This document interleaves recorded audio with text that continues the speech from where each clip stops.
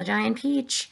When we left off, they had been squelched, was the word, which meant the peach had landed straight on the needle of the Empire State Building. So let's see what happens. Chapter 37. It was really an amazing sight, and in 2 or 3 minutes, as soon as the people below realized that this now couldn't possibly be a bomb, they came pouring out of the shelters and subways to gape at the marvel. The streets for half a mile around the building were jammed with men and women, and when the word spread that there were actual living things moving about on top of the great round ball, then everyone went wild with excitement. "It's a flying saucer," they shouted. "They are from outer space. They are men from Mars. Or maybe they came from the moon." And a man who had a pair of binoculars to his eyes said, "They look pretty peculiar to me, I'll tell you that." Police cars and fire engines came screaming in from all over the city and pulled up outside the Empire State Building. 200 firemen and 600 policemen swarmed into the building and went up in the elevator as high as they could go. Then they poured out onto the observation roof, which is the place where tourists stand, just at the bottom of the big spike. All the policemen were holding their guns at the ready, with their fingers on the triggers, and the firemen were clutching their hatchets. But from where they stood, almost directly under the peach, they couldn't actually see the travelers up on top. So because the peach is so big, they're all ready with their guns ready to fire in case it's like aliens on the attack, but the peach is so big that they are looking up and all they see are the sides of the peach. "Ahoy there!" shouted the chief of police. "Come out and show yourselves." Suddenly, the great brown head of the centipede appeared over the side of the peach. His black eyes, as large and round as two marbles, glared down at the policemen and the firemen below. Then his monstrous, ugly face broke into a wide grin. The policemen and the firemen all started shouting at once. "Look out!" they cried. "It's a dragon!" "It's not a dragon. It's a wampus. It's a gorgon. It's a sea serpent. It's a proc. It's a manticore." 3 firemen and 5 policemen fainted and had to be carried away. "It's a snozwanger!" cried the chief of police. "It's a wangdoodle!" yelled the head of the fire department. The centipede kept on grinning. He seemed to be enjoying enormously the commotion that he was causing. "Now see here," shouted the chief of police, cupping his hands to his mouth. "You listen to me. I want you to tell us exactly where you've come from."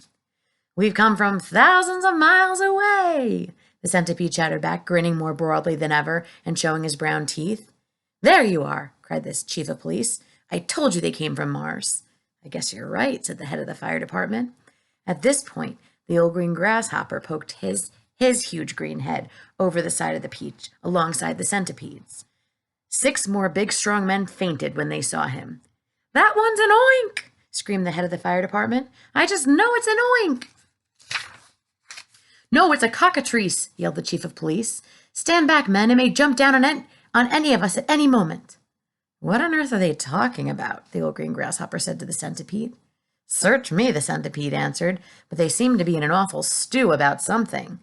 Okay, that's figurative language. They seem to be in an awful stew. Means like they seem to be in a mess or a tizzy about something.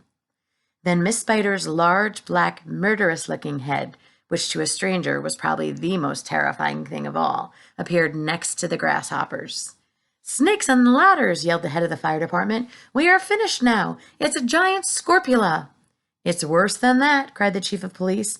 "It's a vernicious canid. Oh, just look at its vernicious, gruesome face." "Is that the kind that eats fully grown men for breakfast?" the head of the fire department asked, going white as a sheet. "I'm afraid it is," the chief of police answered. "Oh, please, why doesn't someone help us get down from here?" Miss Spider called out. "It's making me giddy."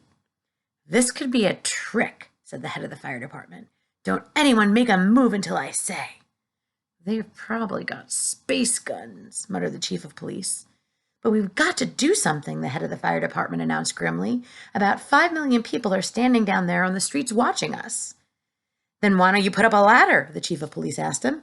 "I'll stand at the bottom and hold it steady for you so you can go on up and see what's happening." "Thanks very much," snapped the head of the fire department. Soon there were no less than 7 large fantastic faces peering down over the side of the peach. The centipedes, the old green grasshoppers, Miss Spiders, the earthworms, the ladybugs, the silkworms, and the glowworms, and a sort of panic was beginning to break out among the firemen and the policemen on the rooftop.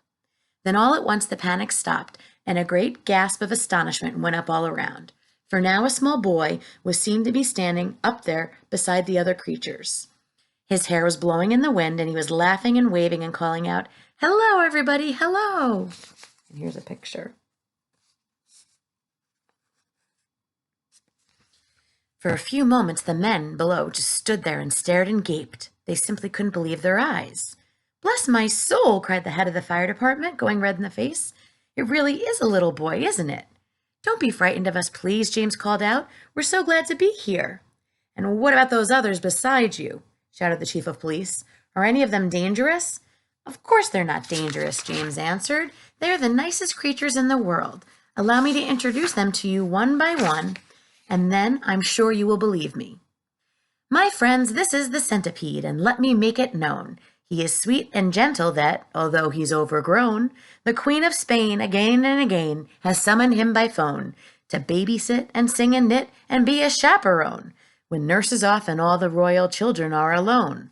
Small wonder," said the fireman, "they're no longer on the throne." "The earthworm, on the other hand," said James, beginning to expand, "is great for digging up the land and making old soils newer.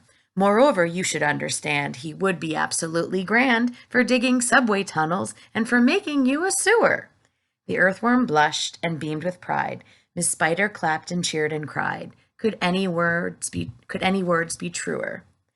And the grasshopper, ladies and gents, is a boon in millions and millions of ways. You have only to ask him to give you a tune, and he plays and he plays and he plays. As a toy for your children, he's perfectly sweet. There's nothing so good in the shops. You've only to tickle the soles of his feet, and he hops and he hops and he hops. "He can't be very fierce," exclaimed the head of all the cops. "And now, without excuse, I'd like to introduce this charming glowworm, lover of simplicity. She's easy to install on your ceiling or your wall, and although this smacks a bit of eccentricity, it's really rather clever, for thereafter you will never, never, never have the slightest need for using electricity." At which no less than 52 policemen cried, "If this is true, that creature'll get some fabulous publicity." And here we have Miss Spider with a mile of thread inside her, who has personally requested me to say that she's never met Miss Muffet on her charming little tuffet, and if she had, she'd not have frightened her away.